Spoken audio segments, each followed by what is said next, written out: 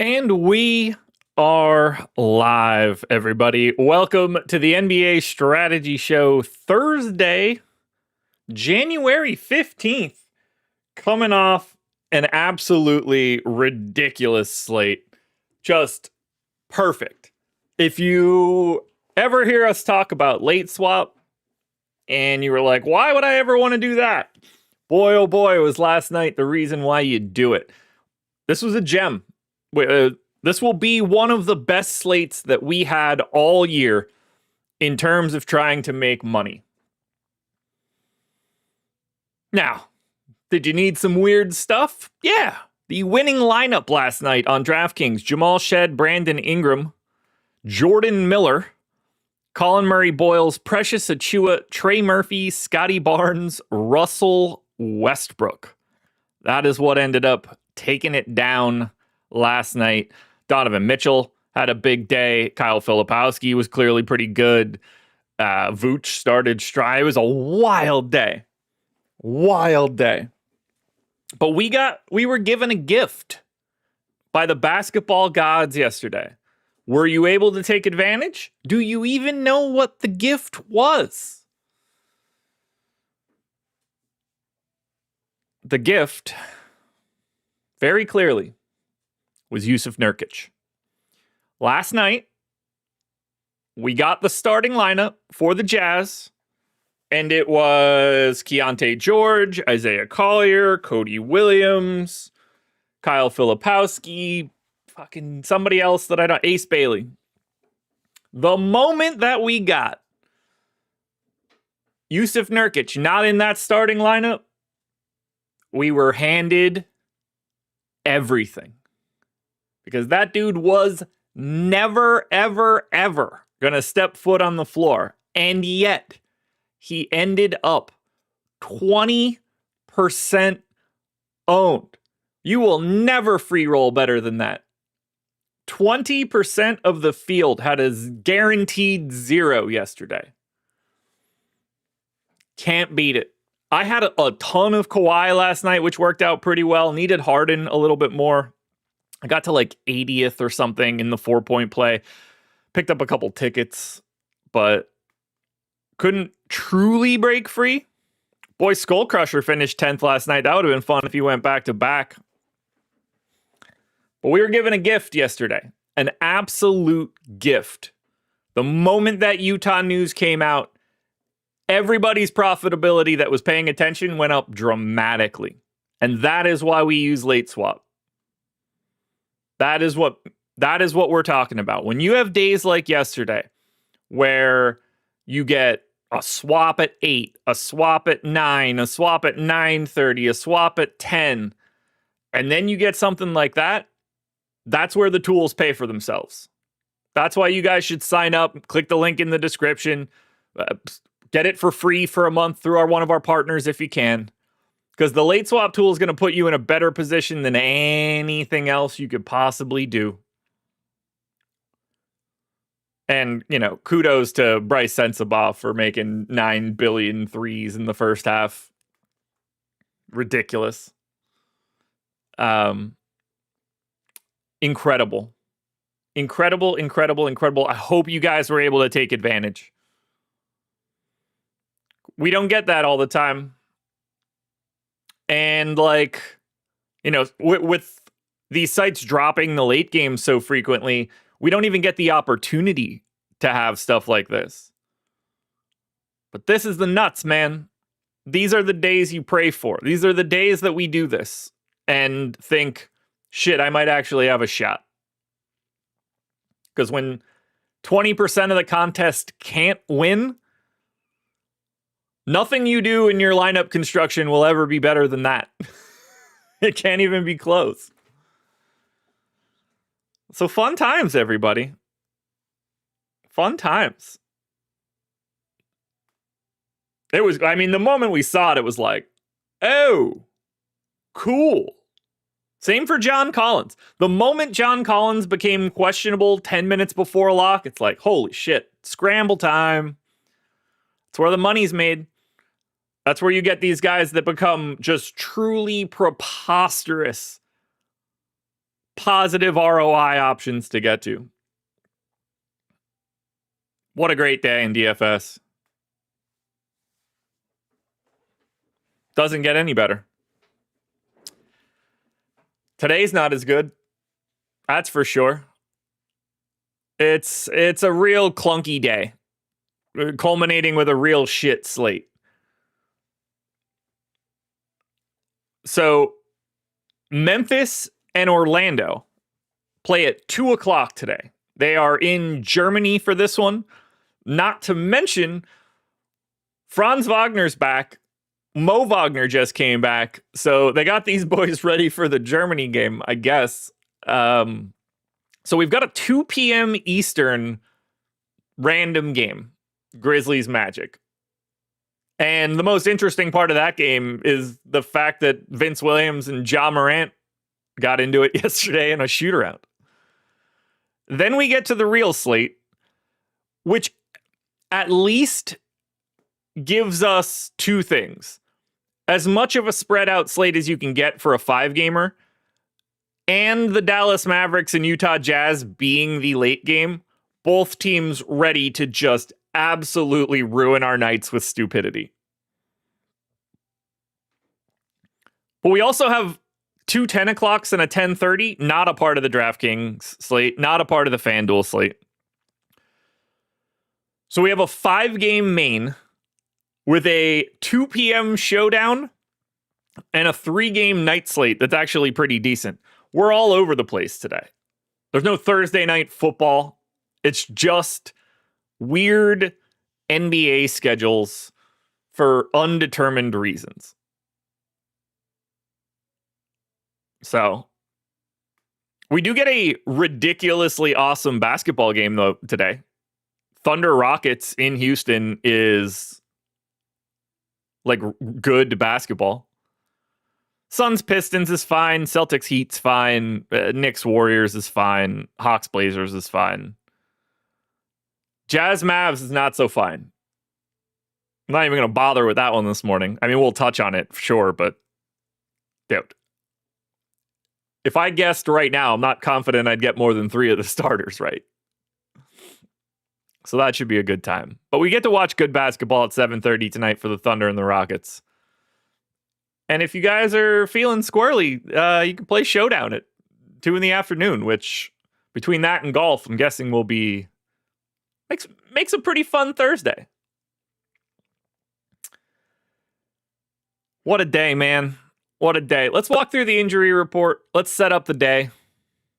There's lots to talk about here, so. All right. For the Germany game. Actually, let me take a sip of this quick.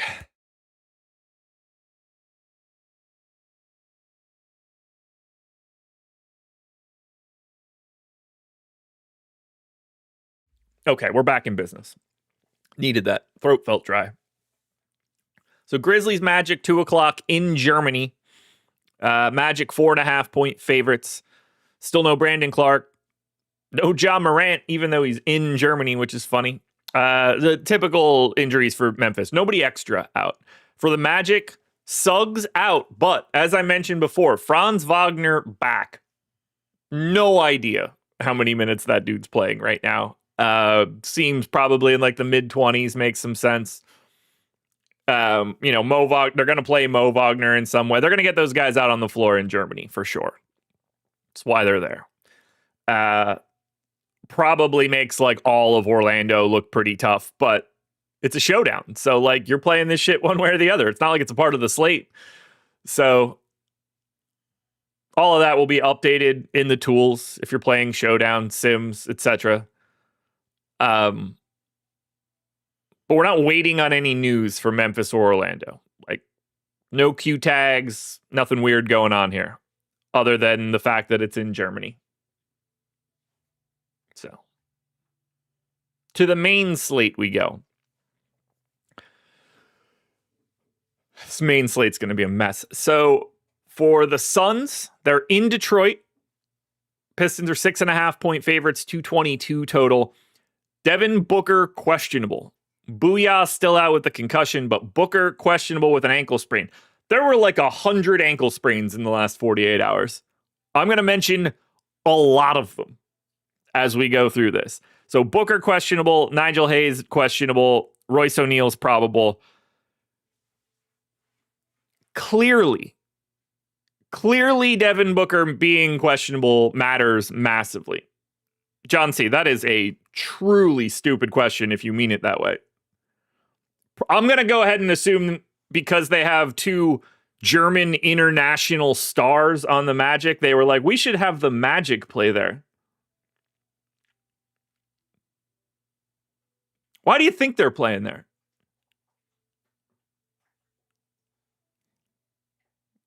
But two international superstars for Germany are on the Magic. Okay, well, you never know. I read chat every day. Most people type seriously things that look like jokes. So, how can I trust you? It's Thursday morning at 9 o'clock in the morning. I assume when I read something in chat, it's just naturally not intelligent. What else can I do? So yeah, the Booker news here will loom large. On the Pistons side, Beef Stew, probable. Tobias Harris, probable. Jalen Duren, probable. Why this is important? We haven't seen this for the Pistons lately.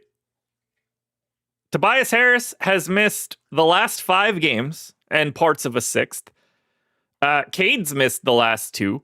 Jalen Duren has missed the last 4 and parts of a 5th. So we haven't seen these guys a lot.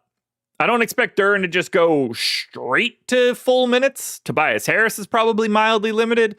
The Pistons side of this one is not a particularly fun spot to look at.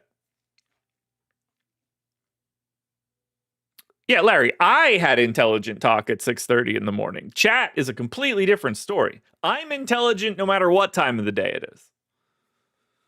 Everybody else is a little different. So we got a bunch of Pistons guys back. Celtics Heat, not so fun here. Heat, 2.5-point dogs at home. 234 total. Standard issue rotation for the Boston Celtics. Josh Minott still out. Davion Mitchell, doubtful. Got dinged up last time out. Doesn't look like he's going to be here. Jaime Jaquez, questionable. And we've got Jovic probable, Tyler Hero probable, everybody else available. Seems like Davion Mitchell's not going to be playing. Jaquez up in the air. Lots of minutes to go around here in Miami. Definitely need to find out if we're going to be getting the Jaime Jaquez experience. Expect Pelle Larsson to start. That would be my guess. In place of Davion Mitchell, that is. The real game for the evening, Oklahoma City Thunder in Houston. Rockets are 4.5-point dogs at home, 222 total. Still no Hartenstein for the Thunder. Lou Dort missed the last game. He's questionable again for this one. For Houston, still no Dorian Finney-Smith, still no Tari Eason. They both missed at least the last one, if not the last 2. They are going to be out for this one as well. We saw Aaron Holiday get the start 2 games ago. We saw J.D. Davison play 25 minutes and Aaron Holiday not play a second last time out. Kind of messy in Houston. Don't know if J.D. Davison's going to be the guy that gets the Oklahoma City assignment, but we'll see. San Antonio and Milwaukee. This one is in San Antonio. The Spurs are 7.5-point favorites, 226 total. No injury news for Milwaukee. Giannis is in. No injury news for San Antonio. Still no Devin Vassell. Otherwise, what we're used to. At this moment, we don't have anything weird for Milwaukee and San Antonio. It just is the game that's on the slate with nothing to wait on. But the late night hammer tonight of Dallas and Utah, I don't know. Legitimately no idea. Legitimately. No idea who is going to be playing for either one of these teams today. So let's set the table for a second and try to talk through this a hair. Because it's not easy. So, yesterday, do we know why Nurkic didn't play last night? Yeah, rest.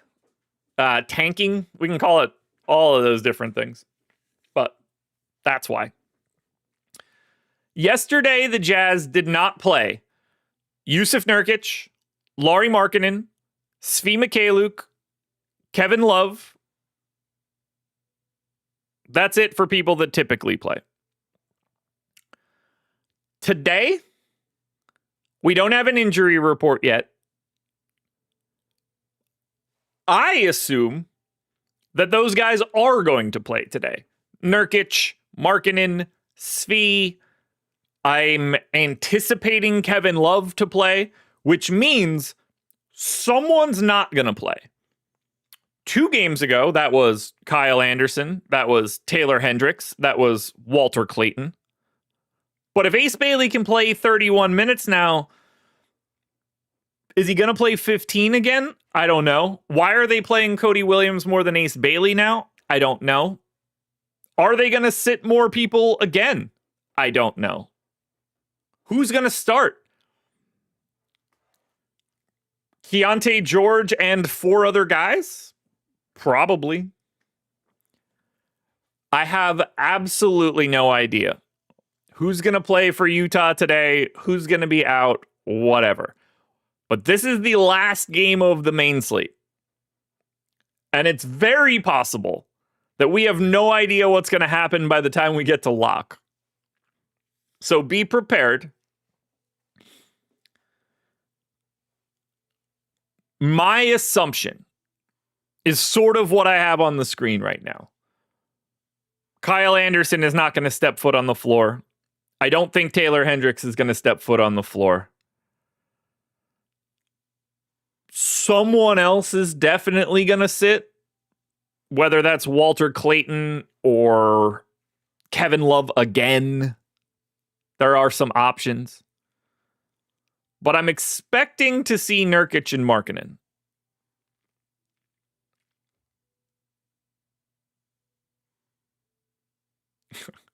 I had 100% Nurk, and with the Verizon outage, I didn't get any information till late. Oof.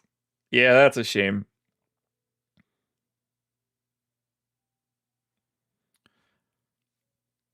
Dude, we should pay the NBA to keep doing that.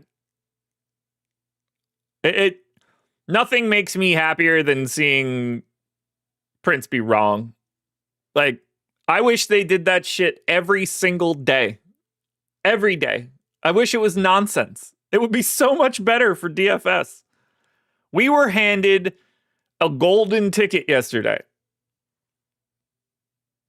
I want it all the time.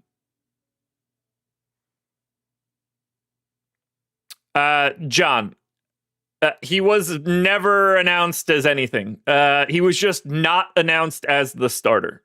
The only thing that happened was they put out the starting lineup.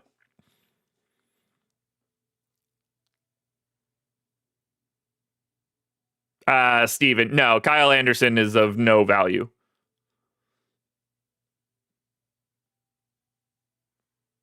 There's a reason he doesn't play for the Jazz. So, what's really funny is we're not even through the mess yet. That's the best that I can do right now for explaining Utah. It's the same thing for Dallas today. So, yesterday, well, obviously we know we don't have Anthony Davis. Max Christie missed yesterday's game. He was doubtful. I'm going to assume he plays today, or at least is questionable. But Cooper Flagg sprained his ankle yesterday. Daniel Gafford sprained his ankle yesterday. Are they going to play PJ Washington on the back-to-back after missing 4.5 games? Fuck if I know. Maybe no. He was questionable all day yesterday. So,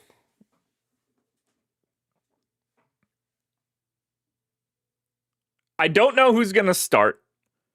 By all accounts, it seems like we're about to get 30 plus minutes out of Dwight Powell, which will become annoying in all ways. But something is going to be weird here. And we have no idea who's going to start. The only thing that I'm confident in today right now is that Najee Marshall starts for the Mavs. Everybody else is up in the air.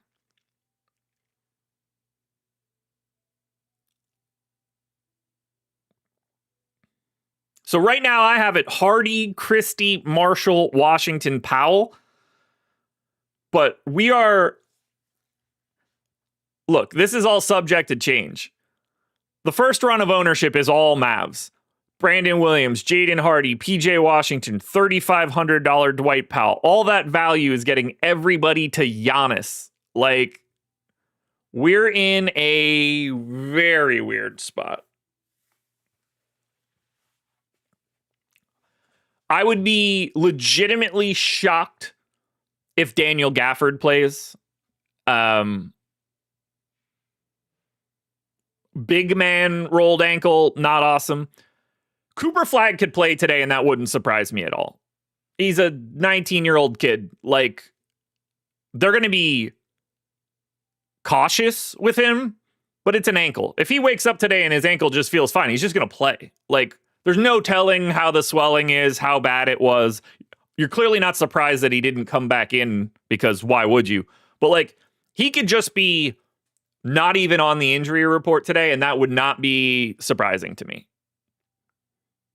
I'm going to assume he's out, but who knows?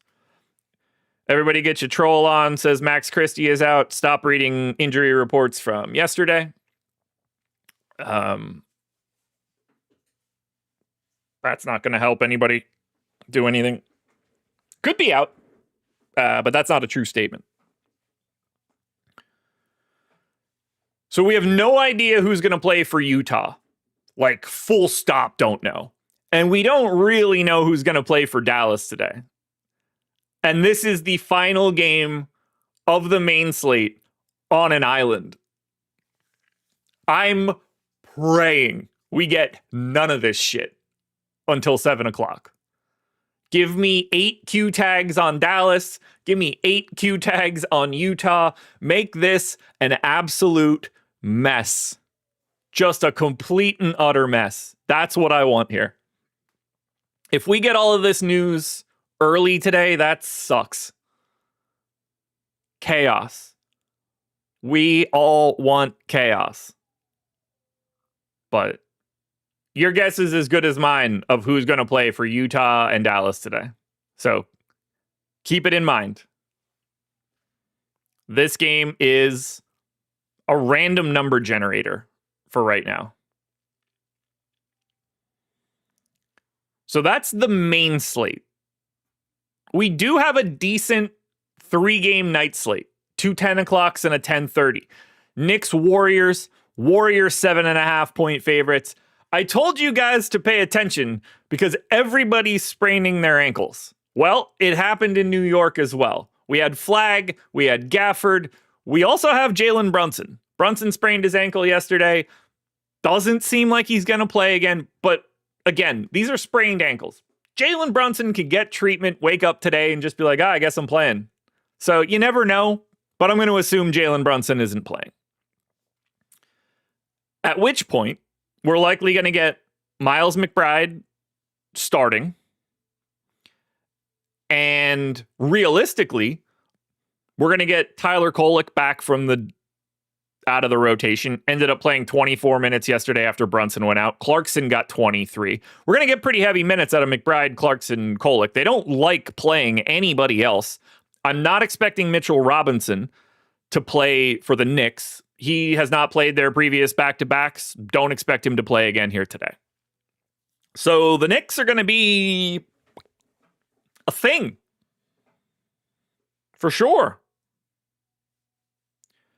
What would you do to backload your lineups to get to? You're not going to have to do anything. It's already happening naturally. Like, don't get married to these numbers, but 70% Brandon Williams ownership, 70% Jaden Hardy ownership, 50% PJ Washington ownership, 50% ownership to Dwight Powell, 25 to Max Christie if he's in. Utah is probably useless if everybody's back, but could be crazy. You're going to have enough of that game by default that you'll be able to move it around. Or it just ends up being not that interesting of a game. Like Cooper Flagg plays, Max Christie plays, all the Utah guys are just in, and it becomes like not as interesting.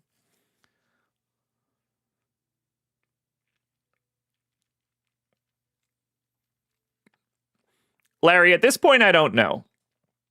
Like last year, and I guess maybe it was either last year or the past 2 years, they had a line in the sand where they wouldn't make the slate smaller than 6 games. That is no longer the case. It's all about like how big is the gap between the last game and the next game. On days like this, when it's whatever, 2.5 hours, or 2 hours, hour and a half, I'd like to have the 10s for this one. If the Utah-Dallas game started at 8, it would make a little bit more sense to me. But ultimately, I just want all the games. Save for those like 11 o'clock start Tuesday bullshits. I don't need that in my life at all. Still got more games to look at for the main. So on the Golden State side, everybody's just available. But we are waiting on that Knicks news. We're going to need to hear about Brunson. Hawks, Portland. No Porzingis, no Risache for Atlanta. Interesting thing to note here. These guys have been out for a bit. Porzingis is not out with his AIDS. This is not AIDS related. It is Achilles related.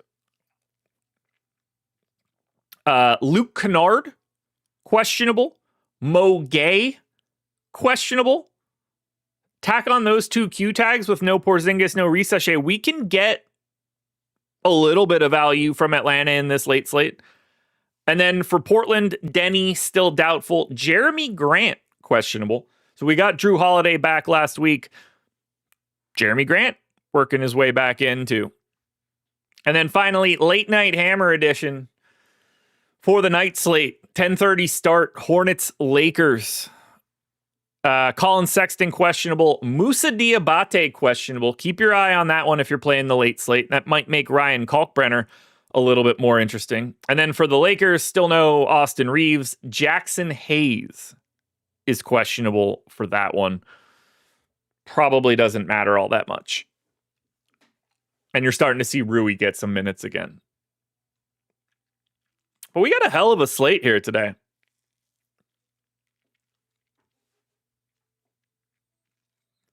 Or at least we could. But boy, oh boy, is that Utah-Dallas game just going to be insane.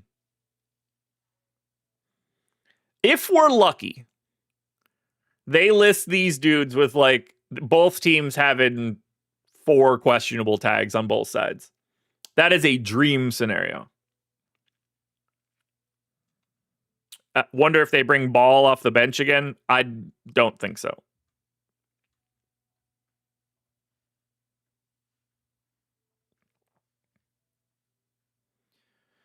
I mean, he started and played 32 minutes 2 days ago. They're not on a back-to-back. No, he's 100% starting. Unless he doesn't play at all. But LaMelo Ball is 100% starting. So Utah and Dallas stackable? Maybe. It really just depends what Utah does. The Dallas side is going to exist by default because of Gafford. The Utah side is a question mark. We just don't know who's going to play. Back-to-backs be tough. Quick reminder, schedule for the rest of the day. It is going to be a little different. We're not going to have 2 shows tonight. 1 show, live before lock, myself and Greg. That's what we got going on for today. So that'll be a little bit different. NFL strategy show, I'm assuming, is coming up after this, but I don't know. Get excited for this one. You guys are an NBA show, but I assume most of you are NFL fans. If you've been watching the perfect lineup with myself and Laffy throughout this entire NFL season, tomorrow, time undetermined, but probably in the early afternoon, perfect lineup live. Laffy and I are going to go live tomorrow. He'll give me a couple setups the same way we normally do. We're going to run them through the single lineup sim, talk about how to use it, and then we'll take whatever you guys want to look at and maybe run a couple extra lineups for what you guys are trying to do for this NFL weekend. Main slate lock in Saturday. You get the full bag Saturday, Sunday, locking on Saturday. So we're going to build out whatever you're looking for. Tomorrow, sometime in the afternoon, we'll get an event created today once we lock it down, but we'll tease it out and everything. Live, perfect lineup tomorrow. Myself and Laffy. We're just going to fuck around, build lineups. He's going to take it from the NFL analysis standpoint. I'm not going to even claim to know anything I don't even know who plays. Legitimately don't know who won and lost last week. Don't know who got buys. I have no idea. But I can run the single lineup sim like the best of them. So we'll set up a bunch of lineups and then we'll talk through how can you move things around in the single lineup sim to make your lineup a little bit better. And plus you get me and Laffy doing shows together, which we barely do at this point. So if that sounds interesting to you guys, tomorrow afternoon, we're going to break down some NFL. No, Josh does not like football, Aquarius. I do not.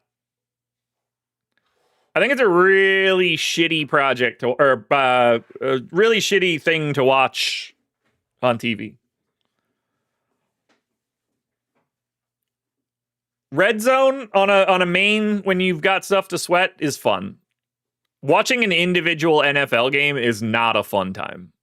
You'll never convince me otherwise. It's just all stoppages. Stoppages, commercials, stoppages, commercials, stoppages, commercials. Completely disagree better than baseball. Because baseball has always been passive. You've never, no time in history where we're, on the edge of our seats for baseball.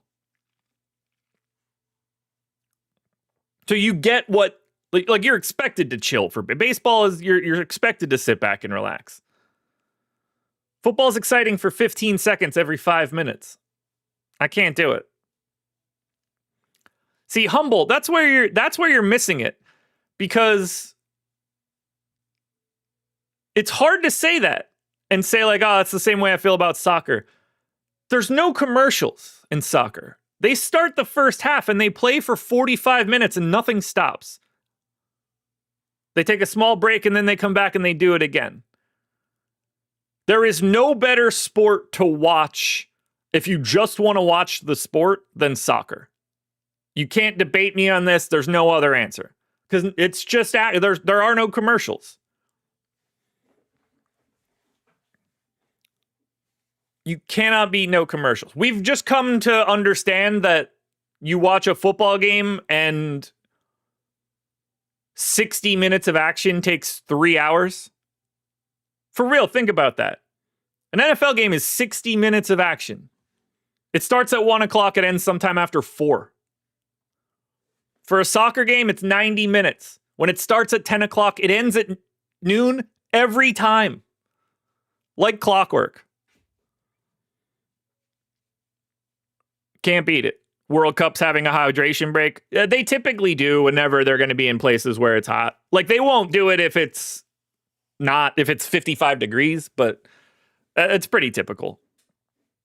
Which isn't crazy. It's brief. 2 to 3 minutes, guys run to the sideline, squirt some water in their mouths, and call it a day.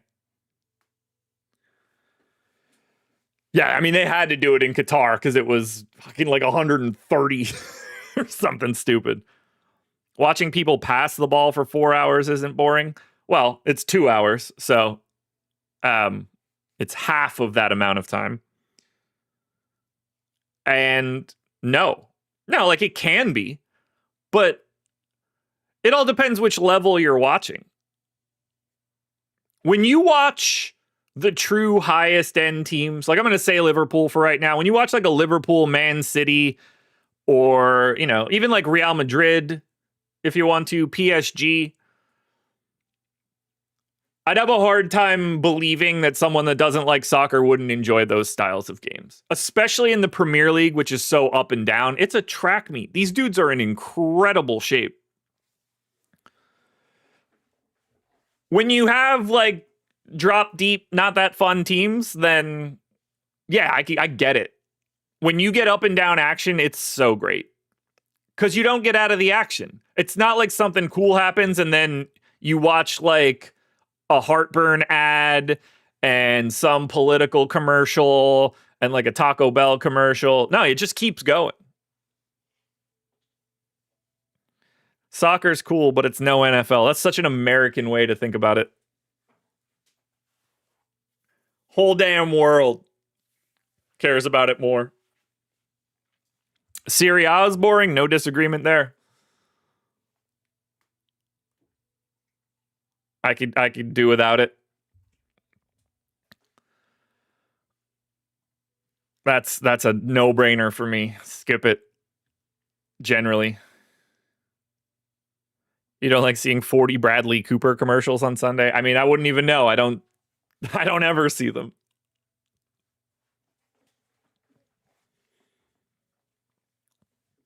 Water polo is more exciting. I typically like it in the Olympics. Relegation in the NBA. Relegation should be everywhere.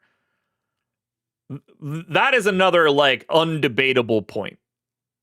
If you could have relegation, you should. College sports should switch to promotion and relegation immediately.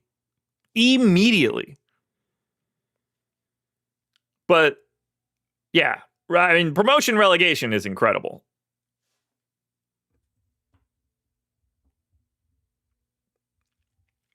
If they move that to like college is begging for it now.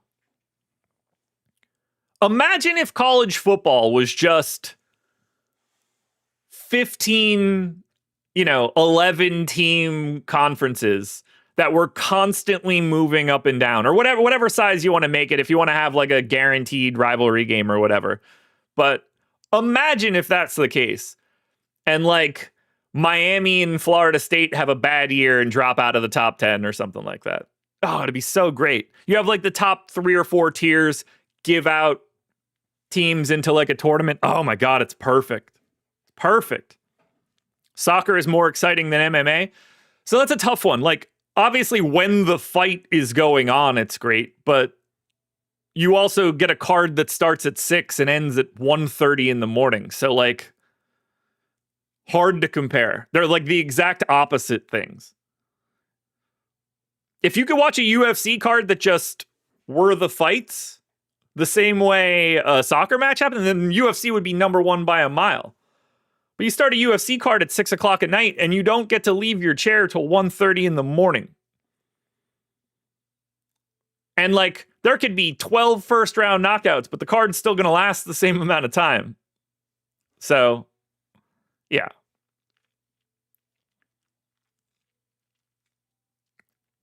The timing of it all is tough. Maybe that speeds up now that it's on Paramount. Nobody gives a fuck. Not like they care anymore. They already sold the card. What do they care? I don't know. Love soccer, but they got to do something about the flopping, especially on the men's side. Flopping? Come on, man. You can't love soccer and think people flop. I mean, clearly people flop. It's no different than the NBA. Like, there are some people, but Aaron, did you play? If you played, I'll be surprised for what you say. My assumption is that you never played soccer and you don't know. If you played, then you know what it feels like to have somebody step on your toes or kick you in the shin. It's not the same as like getting nudged in a basketball game.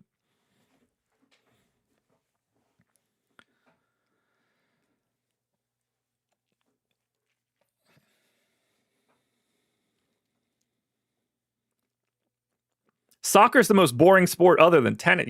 Tennis is great. What more could you want from tennis? Tennis is only action.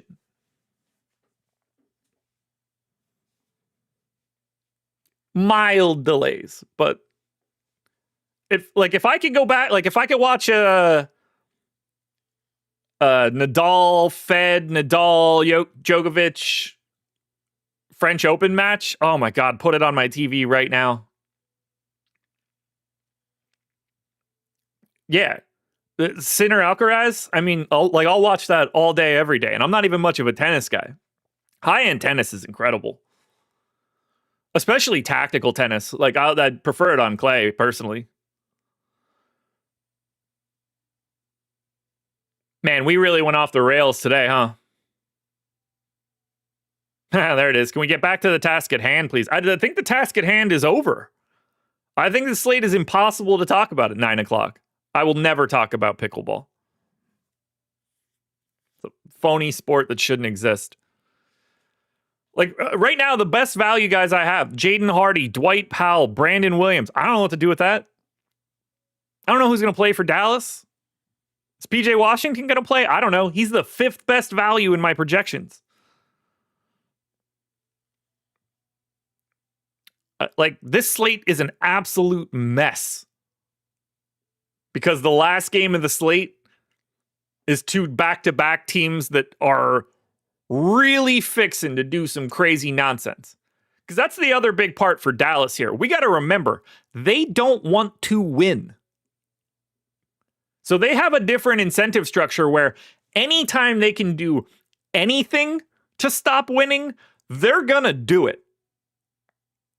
So they don't want Cooper Flagg to play today. They don't want PJ Washington to play today. They don't want Daniel Gafford to play. They want to lose.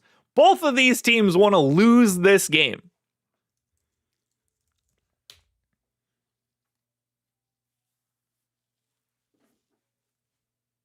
Let's not forget Utah currently tied for 6th. Dallas 8th. Let's not forget, if Utah falls out of the top 8,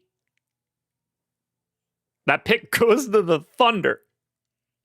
So Utah desperately wants to move up, aka down, in the lottery by losing. They want to lock themselves into a spot where they will not lose their pick. Right now, they lose their pick 4.5% of the time. Dallas wants this pick to be as good as it can be, because all their picks are out the door in the future. Shout out to the Daniel Gafford trades and the PJ Washington trades. Neither one of those teams want to win today's game, and that is going to put us in a situation where we have no idea who's going to play today. Any chance they can take to sit these idiots, they are going to do it.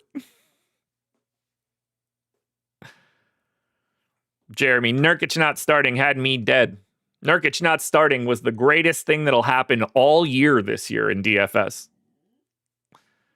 Nurkic not starting made me way more money and got me like qualifier tickets and all sorts of stuff. Couldn't be happier it happened. I'll tell you, you know what's really crazy? At this moment right now, the Pacers have the best odds of the number 1 pick. The Pelicans have the 2nd best odds. 8 months ago, the Pelicans owned both of these picks. 8 months ago, the Pelicans had this Pacers pick and had their own pick. Within a couple months, they lost both of them. Oof. How about John Collins' Q tag 3 minutes before lock? It was great. It was so great. Zero him out. Start pushing up Sanders and Miller and stuff. Oh, we got a gem yesterday, guys. We were handed the best thing possible yesterday. Glorious. Truly, truly glorious. I wish I had more to say here. I really do. But we have a hell of a slate in our hands. And we need a lot more information to find out what we're doing. Whether it's Miami news, whether it's the Utah news, the Dallas news. We got a fun slate tonight. Who will the Pacers pick? No idea. I won't look at anything about the draft for months. They also got to get the first pick, which I hope they don't. I definitely do not want the Pacers to get the first pick. As I look at this right now, I either want Atlanta to get it. I would love for Oklahoma City to get it.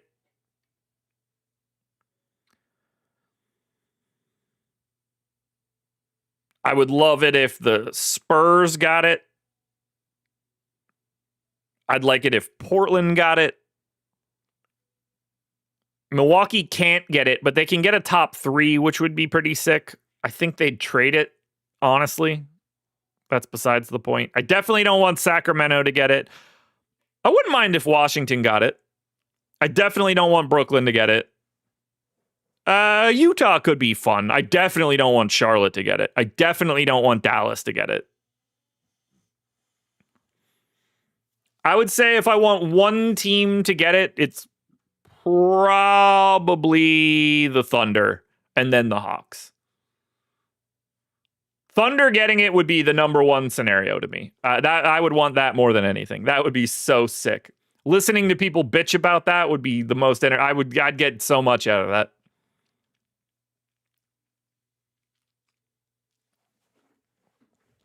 But what I want rarely happens, so it won't matter. I'm sure the Bulls will get it, and they don't deserve it. Bulls are probably dead last. They're the last team that I want to have anything good. They're too stupid. I've talked enough for today. That's going to do it, folks. Hit the like button. Subscribe to the channel. Hit the notification bell. Sign up for the Sims. The link is in the description. I explained it to you today, and I'll explain it again. If you're not late swapping during DFS slates, you are leaving money on the table. In particular, yesterday, you will never have a better example. By not having Yusuf Nurkic, you had better lineups by default than 20% of the entire contest you were in. He was 20% owned in real contests yesterday. You got to take advantage of those things by using late swap. So sign up using the link in the description. Tonight, 6 p.m., NBA Live Before Lock, myself and Greg Ehrenberg. I will see you then.